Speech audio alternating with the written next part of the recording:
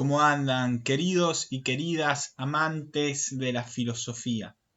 Hoy nos toca introducirnos en el gran pensador de la filosofía medieval. La clase anterior hemos trabajado en torno a qué llamábamos filosofía medieval. Y decíamos que por una cuestión de tiempo íbamos a llamar filosofía medieval a la filosofía filoteología o filosofía ligada al cristianismo. Claramente la filosofía medieval es muy amplia, hay filosofía musulmana, filosofía judía, filosofía griega o bizantina, filosofía cristiana, lo que pasaba en la Europa occidental de alguna manera por decirlo. El gran sintetizador de esta etapa de la filosofía, de la misma manera que Aristóteles lo fue para la historia de la filosofía antigua, para la historia de la filosofía medieval, el gran pensador que tenemos es Santo Tomás de Aquino. No tardemos más para poder empezar a profundizar en torno a este pensador filosófico, un teólogo filósofo que utilizó categorías filosóficas para poder, obviamente, fundamentar el conocimiento de la fe. Lo que se le revelaba por fe, Santo Tomás le dio una base racional o categorías racionales para poder entender, explicar y predicar en torno a esa revelación que implica el orden de lo trascendente, de lo sobrenatural, del don de la fe. Pero atengámonos entonces a la dimensión filosófica del pensar de Santo Tomás de Aquino. Me voy a achicar hacia un costado como para que ustedes puedan ver las notas de clase y podamos trabajar juntos en torno a este gran pensador de la filosofía medieval que, vale decir, sigue de alguna manera marcando el pensamiento de la Iglesia Católica. Su pensamiento trasciende por aquel siglo III en el que se encontraba en adelante, ¿sí? Algo de historia, como siempre hacemos con todos los pensadores hasta el momento, como hemos hecho con todos los pensadores hasta el momento. Voy a poner el marcador. Se desconoce con precisión la fecha de nacimiento de Santo Tomás, pero uno podría ubicar en el primer cuarto o promediando, mejor dicho, el primer cuarto del siglo XIII, alrededor del año 1225, en la zona que hoy diríamos corresponde a Italia, entre las ciudades de Roma y de Nápoles, en una comuna llamada Aquino. Según cuenta la historia, de muy chico, Tomás fue enviado a estudiar a la abadía de Monte Cassino, que es un monasterio famoso de la orden de los benedictinos. Continuó sus estudios en la Universidad de Nápoles y finalmente ingresó a la orden de los dominicos, cuyo fundador fue Santo Domingo de Guzmán. Santo Domingo de Guzmán. De alguna manera su tutor o su principal referente fue San Alberto Magno. Con San Alberto Magno, Santo Tomás estuvo en las ciudades de París y Colonia bajo su tutela académica. A partir del año 1252, Tomás inició su carrera docente. Esto es fundamental para poder entender el pensamiento tomista, dado que su gran obra, hay dos grandes obras, pero una de las dos y la más reconocida es la Suma Teológica.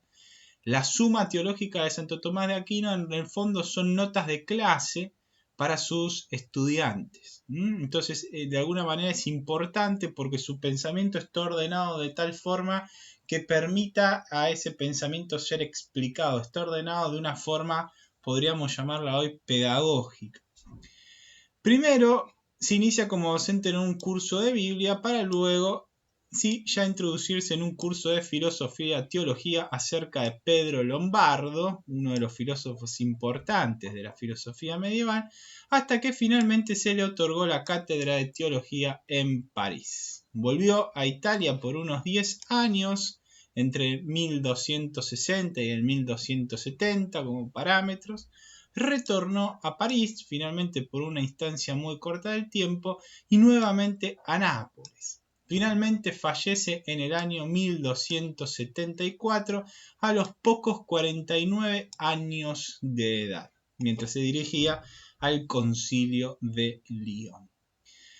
Si bien su vida es bastante corta, lo que uno podría apreciar, fue maestro, sintetizador y escritor de grandes obras, al menos las que más se han estudiado y las que nos quedan a nosotros en nuestro legajo son la Suma Teológica, cuya tercera parte dejó inconclusa de forma voluntaria un año antes de su muerte, aparentemente por razones místicas de sentido. Eso cuenta la historia acerca de este santo, de que en algún momento presenció, tuvo una manifestación divina, una experiencia mística donde todo lo escrito le parecía muy poco a lo que él había visto y por lo tanto tenía que desestimar de alguna manera lo que había escrito sin quemarlo ni romperlo, pero básicamente se dio cuenta que las palabras no podían explicar ese misterio de lo trascendente, estaba muy lejos de explicar. El otro gran texto que nos dejó como legado, dentro de un montón de cuestiones que uno puede encontrar como bibliografía acerca de Tomás, es la Suma contra los Gentiles. Podríamos decir que fue un escritor plural en temáticas, pero en algún punto guardaban todas una cierta intencionalidad que atravesaba de forma general todas sus obras, a saber, denotar el fundamento filosófico de la fe cristiana, demostrar de alguna manera que la fe y la razón van juntas. De hecho, hay una tendencia muy fuerte en algunos sectores eclesiales a percibir la fe como solamente un don de Dios, un don que Dios da a la persona, siempre y cuando lo que va a llevar, mejor dicho, a un comportamiento quizás cristiano de fe que sea en algún punto irresponsable. ¿A qué voy con esto? Para que no se malinterprete. La fe es un acto de la propia voluntad del ser humano en respuesta a ese don de la fe que Dios da. Y en tanto es un acto de respuesta del ser humano, implica que tiene que haber una suerte de racionalidad en torno al misterio de la fe. Y por lo tanto, fe y razón no pueden estar separadas. Si estuvieran separadas la fe y la razón, uno no sería moral, ni siquiera podría entrar en categorías morales, porque no está ni la conciencia ni la voluntad, que son como las dos condiciones necesarias para que un acto sea moral. Todo lo que uno haría en fe, o que haría movido por la fe, en esa comunión con lo trascendente, no sería de alguna forma catalogado, no podría ser percibido como algo moral. Seguramente lo profundizaremos en la materia de alguna de las teologías o lo profundizaremos también en alguna de ética o antropología. En otras palabras, entonces quiso demostrar que con la razón humana se llegaba a las puertas de la fe. Se le daba un sustento a aquello que se creía. Después, obviamente, como vamos a ver al final del día de la fecha, Santo Tomás necesita, para hablar de Dios, hacer uso del razonamiento de la analogía. No va a poder predicar con la razón de este Dios trascendente, sino que va a necesitar de utilizar el razonamiento analógico. Desde esta perspectiva podemos afirmar que Santo Tomás pretendía darle un fundamento filosófico a toda la predicación cristiana. De hecho, la predicación es el carisma por excelencia que se destaca dentro de la orden de los dominicos. Por eso es importante siempre entender el contexto universitario y el contexto religioso en el que él se inmiscuía, ¿no? En el que él vivía. El otro texto, además de la Suma Teológica, como dijimos, era la Suma contra los Gentiles. Fue escrita para favorecer la tarea evangelizadora y conversión de los moros. Para Santo Tomás, la filosofía, en el fondo, permitía entender que la razón no excluía la posibilidad de Dios y que la fe no es ajena a la razón, sino todo lo contrario. Es un acto del ser humano, es un acto moral. la fe. Implica razón e implica voluntad.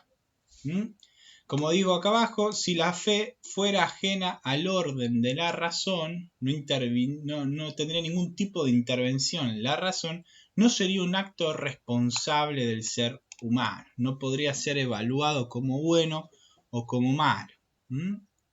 A modo de explicitar la rigurosidad académica del autor, se expone su modo de ordenar la suma teológica.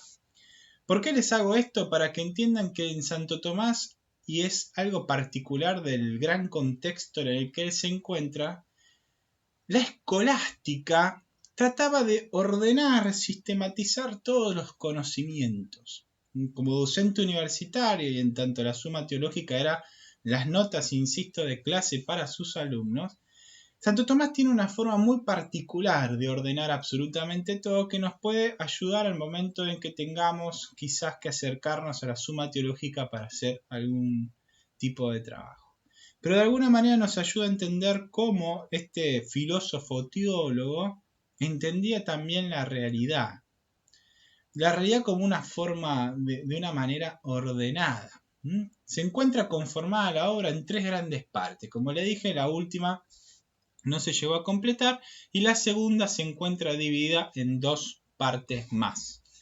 Cada parte se encuentra seccionada por cuestiones y cada cuestión se diferencia o se desarrolla en varios artículos. Cada artículo empieza con una objeción, es decir, Santo Tomás empieza exponiendo todas las doctrinas conocidas por él y fundamentales, principales que daban vuelta en su entorno, que estaban en contra de lo que él iba a exponer. Luego exponía lo que él quería exponer y finalmente respondía objeción por objeción a partir de lo que él respondió. Entonces tenemos objeciones, corpus y respuestas a las objeciones. Es todo un pensamiento ordenado, es una sistematización fundamental la de Santo Tomás de Aquino. Es un filósofo muy puntilloso, muy filoso en su pensamiento. Sus reflexiones utilizaban el esquema filosófico aristotélico, aunque esto no debe entenderse mal. Santo Tomás logró generar una nueva síntesis del pensamiento de Aristóteles, y de ahí hizo una lectura cristiana. Hay una tendencia en todo el ámbito académico de decir que Santo Tomás de Aquino era aristotelista, o incluso algunos hablan de pensamiento aristotélico tomista. Bueno, en algún punto eso está bien predicarlo, porque obviamente que hace una lectura bastante particular de Aristóteles, pero en algún punto está mal predicar que el pensamiento tomista es aristotélico tomista.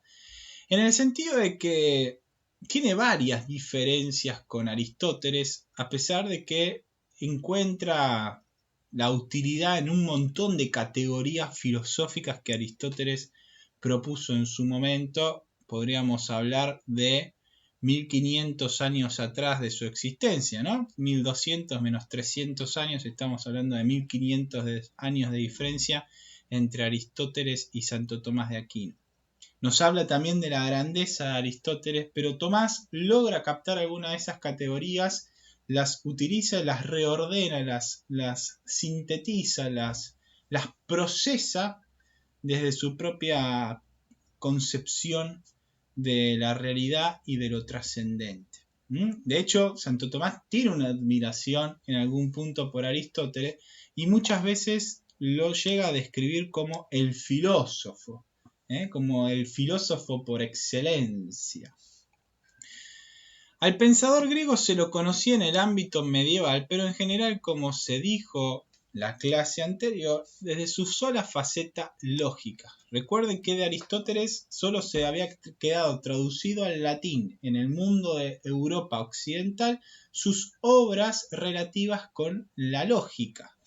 Mientras que toda la cuestión de la física y lo que tiene que ver con el movimiento, acto, potencia y demás, y todas las cuestiones metafísicas que vimos acerca de Aristóteles, la usía, el accidente, la verdad, el error y el resto de las cuestiones que vimos acerca de este pensador en relación con la metafísica, entes compuestos, entes simples, acto, potencia, materia, forma, hilemorfismo, bueno, todas las categorías aristotélicas ya vistas, en realidad reingresan a Europa en eso del siglo XII recién, y siglo XIII se empiezan a expandir nuevamente, que incluso no eran bien aceptadas por el cristianismo, justamente porque hay diferencias entre el pensamiento filosófico de Aristóteles y la teología cristiana.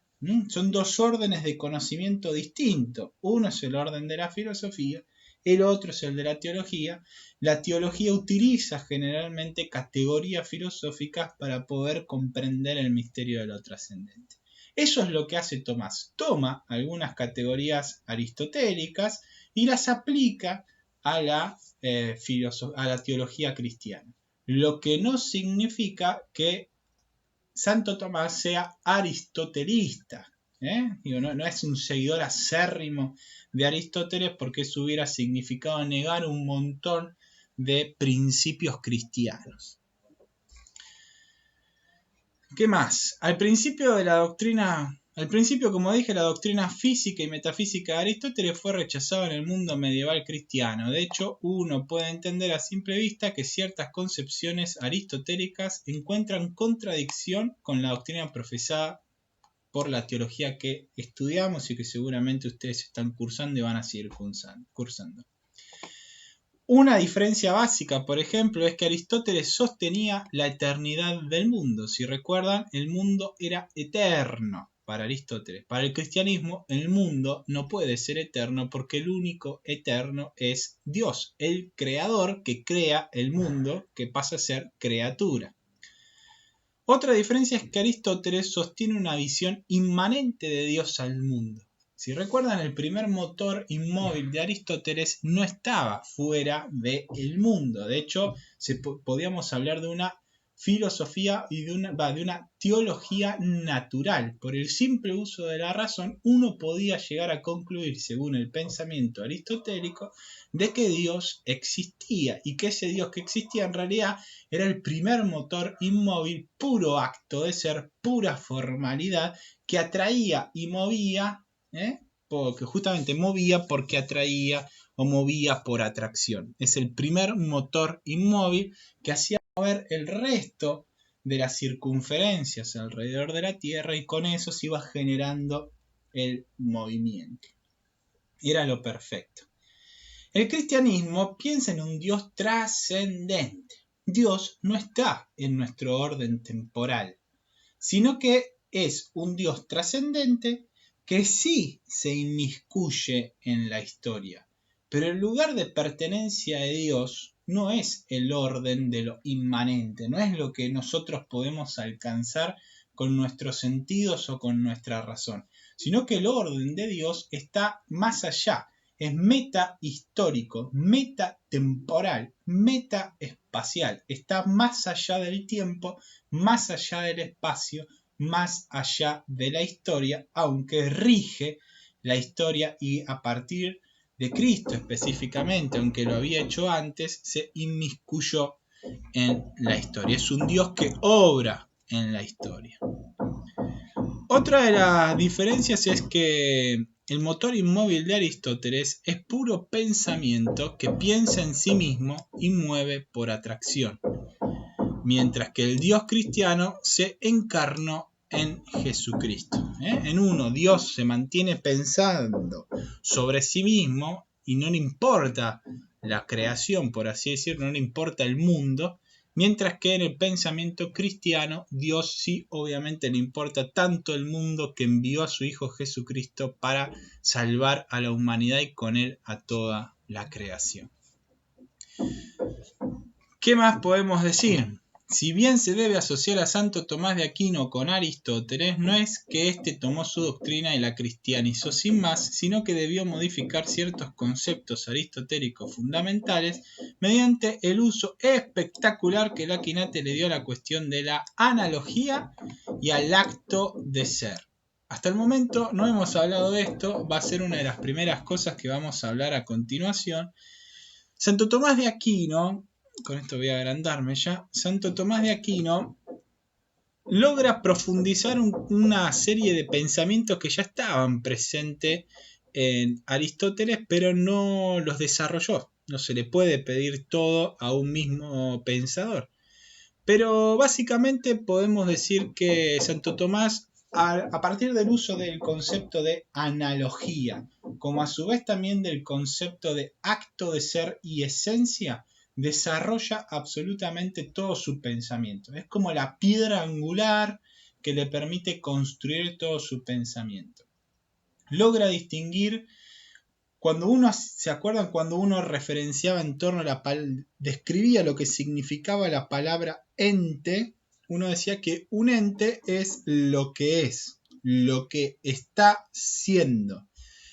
Cuando ese estar siendo, en realidad siempre es un qué. Es un qué que está siendo.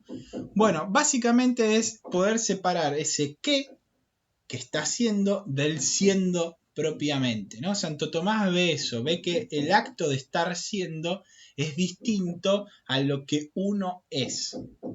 Eso porque le va a permitir también en teología hablar de algunas otras cuestiones, pero básicamente distingue el acto de ser de la esencia de un ente. Una cosa es lo que el ente es y otra cosa es que ese ente esté siendo lo que es en ese preciso momento. Pero esto lo dejamos entonces para el próximo video para seguir pensando en torno a nuestro gran sintetizador de la filosofía medieval, Santo Tomás de Aquino.